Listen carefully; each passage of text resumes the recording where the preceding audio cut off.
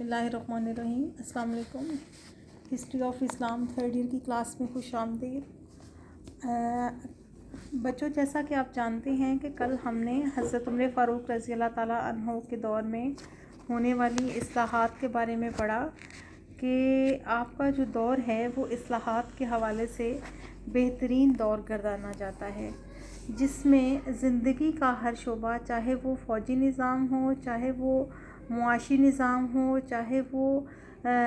جنگوں کے معاملات ہوں، تو حضرت عمر فاروق رضی اللہ تعالیٰ نے تمام پہلوؤں پر جو ہے اس کے اوپر آپ نے غور کرتے ہوئے بہترین حکمت عملی جو ہے وہ اپنائی، اور اس حکمت عملی کا نتیجہ ہم یہ دیکھتے ہیں کہ حضرت عمر فاروق رضی اللہ تعالیٰ عنہ کا جو دور ہے وہ بہترین دور جو ہے وہ گردانا جاتا ہے۔ اس سلسلے میں اگر جیسے کہ میں نے کل آپ کو بتایا کہ جب وہ کسی کو خلیفہ جو ہے کسی کو عامل بنا کر یا گورنر بنا کر کسی صوبے میں جو ہے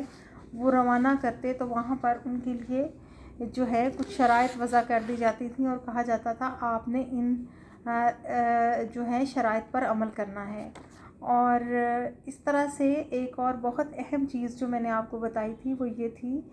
کہ جب یہ عامل روانہ کیے جاتے تھے تو ان کے اثاثات جو ہیں ان کی چھان بین بھی کی جاتی تھی اور دیکھا جاتا تھا باقاعدہ طور پہ کہ اس شخص کے اثاثے کتنے ہیں، آیا کہ جب وہ وہاں پہ بطور گورنر کام کر رہا ہے تو اس کے اثاثات میں کوئی کمی یا اس میں کوئی اضافہ تو نہیں ہوا، خاص طور پہ اضافے پر جو ہے وہ نظر رکھی جاتی تھی۔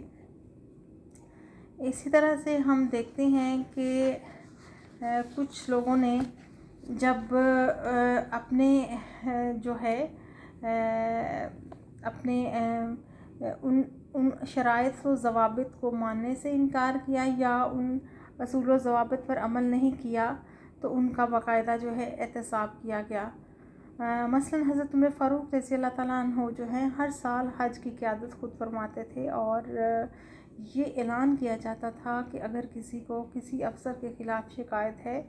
تو اس شکایت کو جو ہے وہ پیش کرے تاکہ اس کا ازالہ کر دیا جائے۔ اسی طرح سے خلیفہ کے پاس ایک آدمی آیا اور اس نے یہ کہا کہ مجھے بے قصور کوڑے مارے گئے ہیں، تو آپ نے اس آدمی کا بدلہ کا حق دیا کہ آیا آپ بدلہ لینا چاہتے ہیں یا پھر آپ اگر اس کے بدلے میں کچھ معاوضہ لینا چاہتے ہیں۔ تو حضرت عمرو بن عاص کے بارے میں یہ شکایت تھی، تو حضرت عمرو بن عاص نے 2 اشرفی فی کوڑا دے کر جو ہے اس شخص کو راضی کیا۔ اسی طرح سے حضرت ابو موسیٰ اشعری کے بارے میں ایک شکایت کی گئی کہ انہوں نے اپنے ساتھ جو ہے اسیران جنگ کے 60 رئیس زادے رکھ چھوڑے ہیں اور کاروباری حکومت جو ہے زیاد کے حوالے کیا ہے، اور اسی طرح سے کہا گیا کہ ایک اور الزام جو کہ ایک لونڈی جو ہے اس کو بہترین غذا جو ہے مہیا کی جا رہی ہے۔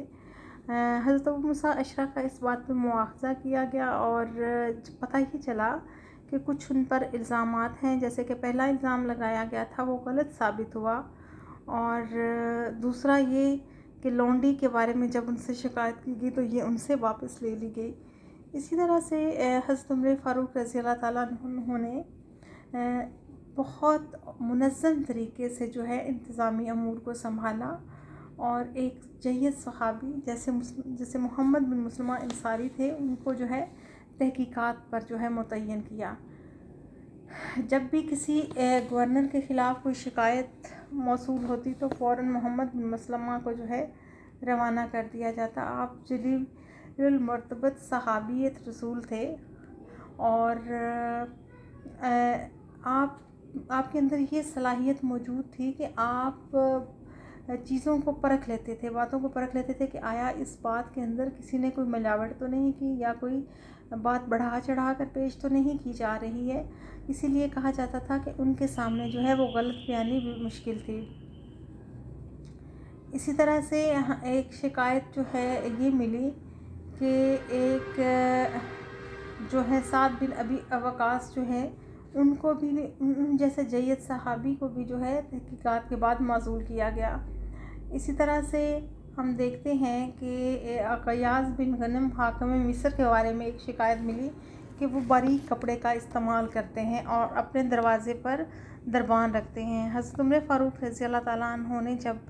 احکامات دے کر بھیجا تھا ان گورنروں کو یا عاملوں کو، تو انہوں نے یہ کہا تھا کہ آپ نے ایک کام کرنا ہے، وہ کام یہ ہے کہ اپنے دروازوں پر دربان نہیں رکھنے، اور ہر سوالی کے اوپر کوئی روک ٹوک نہیں ہونی چاہیے، اور اس کو کھلے عام جو ہے وہ آنا چاہیے۔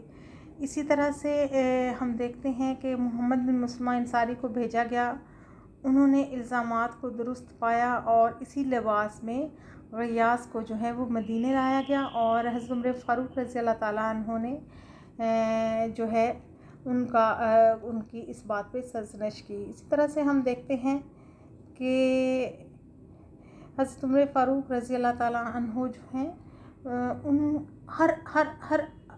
کوئی بھی ایسا واقعہ یا کوئی بھی ایسی چیز جو سلطنت کے اندر رونما ہو رہی ہوتی تھی، آپ ان تمام باتوں پر جو ہے وہ نظر رکھتے تھے۔ اسی طرح سے ہمیں پتہ چلتا ہے کہ صوبوں کے اندر جو ہے مختلف عہدیدار ہمیں نظر آتے ہیں، جیسے کاتب تھے، میر منشی تھے، کاتب دیوان تھے، فوج کا ریکارڈ رکھنے والا۔ اسی طرح سے صاحب الخراج خراج اکٹھا کرنے کا ذمہ دار تھا، اور صاحب الحداث جو ہے وہ پولیس کا اعلیٰ افسر تھا۔ اسی طرح سے ہم دیکھتے ہیں خزانچی ہمیں نظر آتا ہے، عامل ہے، ٹیکس وصول کرنے والا ہے۔ کوفہ میں کہا جو ہے عمار بن یاسر، عثمان بن حنیف اور اسی طرح سے دوسرے صحابی جو تھے ان کو یہ ذمہ داریاں جو ہے وہ سونپی گئی۔ جیسے میں نے آپ کو کل بتایا تھا کہ ضلع جو صوبے 8 پہلے ابتدائی طور پہ 8 صوبے تھے، بعد میں خوزستان، کرمستان اور یہ صوبے بھی جو ہیں اس میں کرمان، خوزستان اور خراسان کے صوبے بھی جو ہے وہ مزید شامل کر دیے گئے۔ اسی طرح سے صوبوں کی تعداد بڑھی تو ایک اور جو ہے پہلو ہم دیکھتے ہیں ایڈمنسٹریشن کے حوالے سے کہ بالعموم صوبہ جات کو ضلعوں میں بھی تقسیم کیا گیا۔ مفتوحہ علاقوں میں سابقہ اضلاع کو ہی برقرار رکھا گیا۔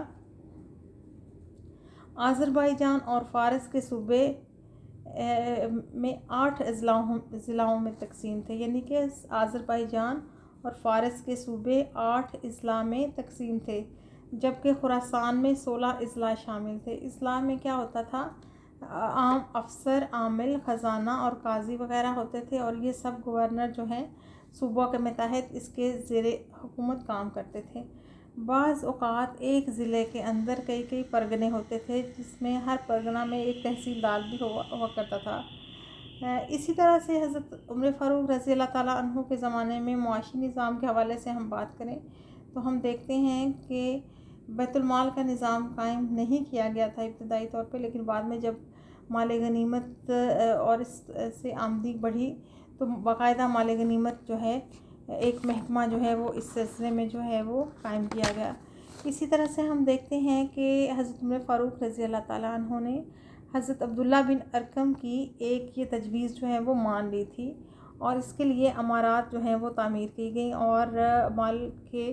مال ضرورت کے لیے اوقات جو ہیں وہ مقرر کیے گئے۔ بیت المال کی حفاظت کے لیے اس پر پہرا بھی بٹھایا گیا، اور بیت المال میں ذرائع آمدن کیا تھے؟ بیت المال کے ہم ذرائع آمدن پہ بحث کریں گے کہ کیا کیا ذرائع آمدن تھے اور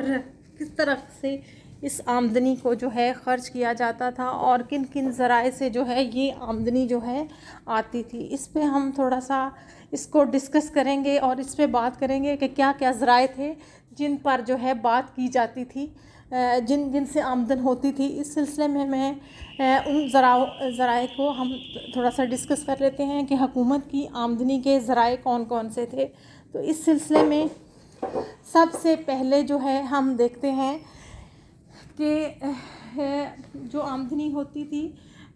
خمس، جو مال غنیمت کا 5واں حصہ تھا، وہ بیت المال میں جو ہے جمع ہوتا تھا۔ اسی طرح سے ایک جو ہے زکوٰۃ، جیسا کہ ہم جانتے ہیں اب بھی جو ہے زکوٰۃ جو ہے صاحب حیثیت مسلمانوں کے مال پر جو ہے 2.5% وصول کی جاتی ہے، اور یہ صرف سونے چاندی اور نقد روپے پر ہی نہیں ہوتی تھی، بلکہ مال جو تجارتی مال ہوتا تھا، مویشی ہوتے تھے، ان پر بھی جو ہے ان پر بھی زکوٰۃ وصول کی جاتی تھی۔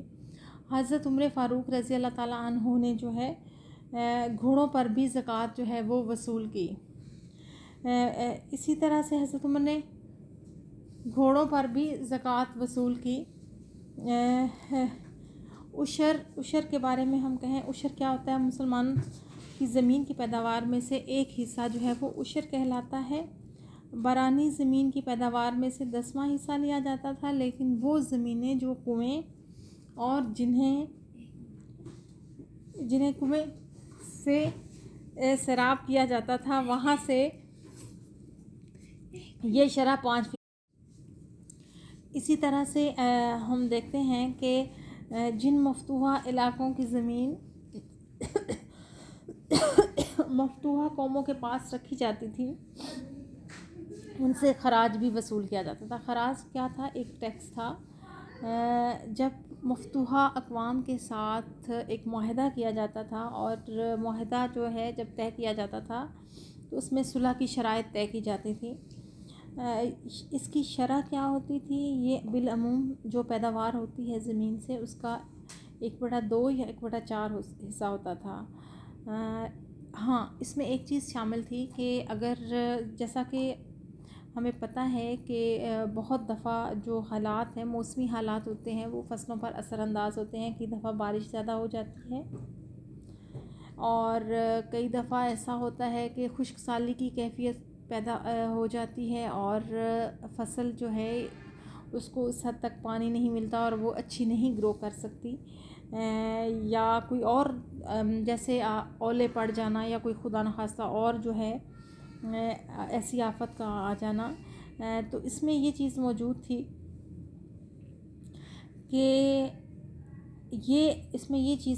تھی کہ خراج جو ہے پھر اس کی شرح میں جو ہے کمی بیشی کر لی جاتی تھی، کبھی زیادہ ہو سکتا تھا اور کم بھی ہو سکتا تھا۔ قحط سالی یا خشک سالی کی صورت میں خراج جو ہے وہ عموماً معاف ہو جاتا تھا۔ اس کے برعکس عشر جو ہے، جو زرعی زمین پر 10% کے حساب سے ایک ٹیکس ہے لیا جاتا تھا، اس کو معاف نہیں کروایا جا سکتا تھا۔ حضرت عمر فاروق رضی اللہ تعالیٰ عنہ نے جو خراج کا جو نظام ہے وہ سب سے پہلے عراق میں نافذ کیا، اور ایک ایسی شرح مقرر کی جو ہر ایک کے لیے ہر ایک کو سہولت تھی کہ وہ اس کو بہترین طریقے سے ادا کر سکتا تھا۔ اسی طرح سے ہم دیکھتے ہیں کہ جب عراق کا خراج اکٹھا ہو کر مدینہ پہنچتا تو امیر المومنین ایسے اشخاص کو بلاتے، کوفہ اور بصرہ طلب کرتے، اور ان سے جو ہے 4 دفعہ قسم لے کر تصدیق کرواتے کہ مال گزاری میں کسی ذمہ یا مسلمان پر ظلم نہیں ہوا۔ اس دور کی خراج کی مقدار 8 کروڑ سے 10-20 کروڑ سالانہ تک بتائی گئی ہے۔ اسی طرح سے ہم دیکھتے ہیں کہ عراق کے علاوہ دیگر ممالک ایران، شام، مصر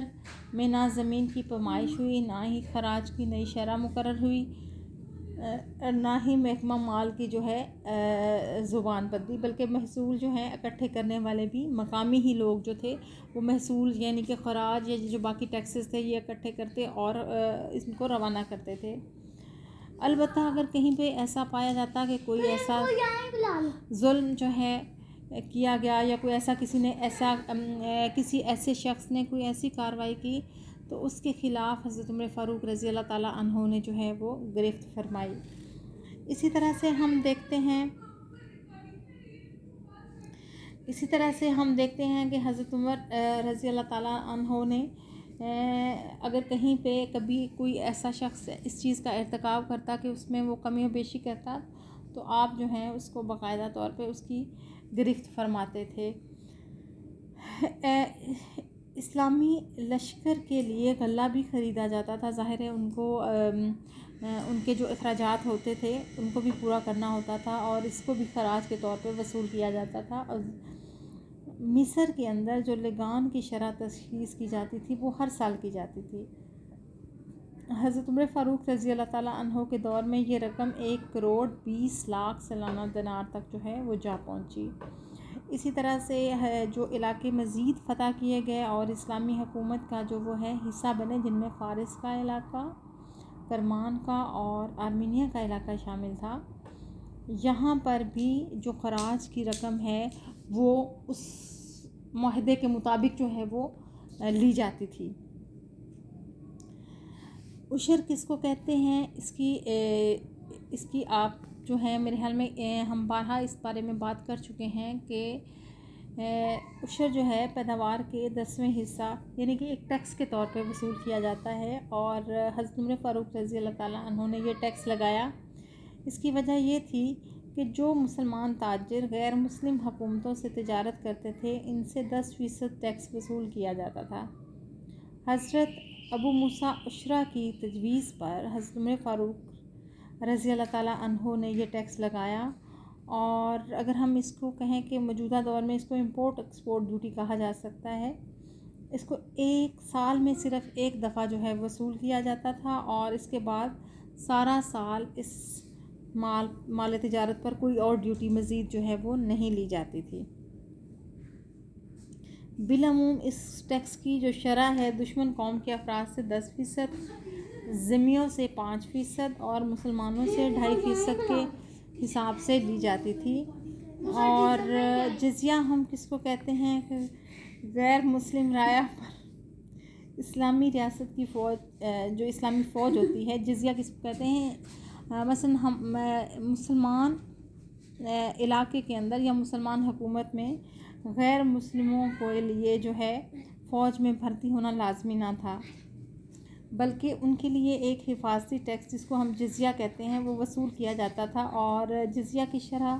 بالکل معمولی ہوتی تھی، یہ بہت زیادہ نہیں لیا جاتا تھا، اور پھر بھی اس سے بچے اور بوڑھے جو ہیں وہ استثناء ان کو حاصل تھا، اور جو لوگ جزیہ دیتے تھے ان کو فوجی خدمات سے جو ہے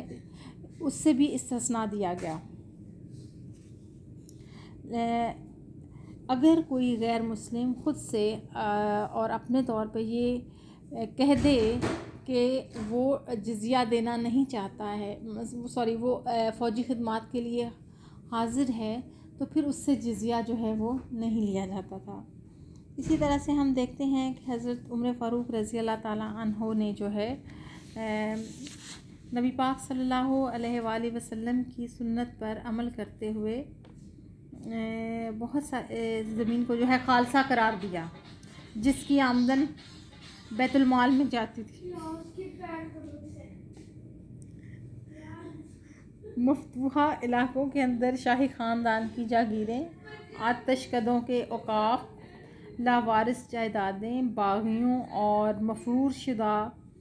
لوگوں کی ضبط شدہ املاک بھی جو ہیں وہ بیت المال کا حصہ قرار دی گئیں۔ اور اسی طرح سے ہم دیکھتے ہیں کہ حضرت عمر فاروق رضی اللہ تعالیٰ عنہ نے ایک اہم قدم یہ اٹھایا کہ انہوں نے اصلاحات جو ہیں وہ زندگی کے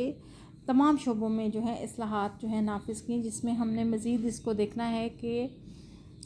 جو شعبہ تھا زراعت کا، اس حوالے سے کیا کیا اقدامات اٹھائے گئے، کیسے کیسے جو ہے زمین کی جو پیمائش ہے وہ کی گئی، یعنی کہ یہ بہت بڑا ایک کام تھا جس کو ہم دیکھیں کہ یہ اس دور کے اندر آسان نہیں تھا، بلکہ بہرحال یہ کسی بھی دور میں آسان نہیں ہوتا، لیکن اب تو آپ دیکھیں کہ بہت ساری چیزیں جو ہیں، جدید چیزیں جو ہیں وہ متعارف کروائی جا چکی ہیں، اور دنیا کا بہت ترقی کر چکی ہے، لیکن اس دور میں یہ سٹیپ جو ہے اٹھانا یہ بہت بڑا کارنامہ ہے۔ اگر ہم مغلوں کا دور دیکھیں تو مغلوں میں ہمیں پتہ چلتا ہے کہ شیر شاہ سوری کا جو نظام تھا، اور اس کے بعد اکبر کا مال گزاری کا نظام جو ہے وہ بہت مشہور ہوا۔ راجہ ٹوڈر مل کے نام سے آپ واقف ہوں گے، اس پہ ہم تھوڑا سا پھر اگلے لیکچر میں بات کریں گے کہ زمین کی جو پیمائش ہے وہ کیسے کی جاتی ہے اور اس کے کیا فوائد ہوتے ہیں، یعنی کہ زمین کے وہ مختلف قسمیں جو ہیں اس کی نشاندہی کر لی جاتی ہے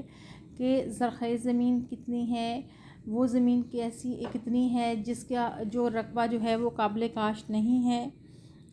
یا وہ زمینیں جہاں سے سیم اور تھور وغیرہ جہاں سے وہ وائٹ سے ان کے اوپر سے نکل آتا ہے، وہ کون سی زمینیں ہیں، ان کی باقاعدہ نشاندہی کر لی جاتی ہے، اور پھر جو ٹیکس ہے ان کے اوپر اسی شرح سے جو ہے وہ وصول کیا جاتا ہے۔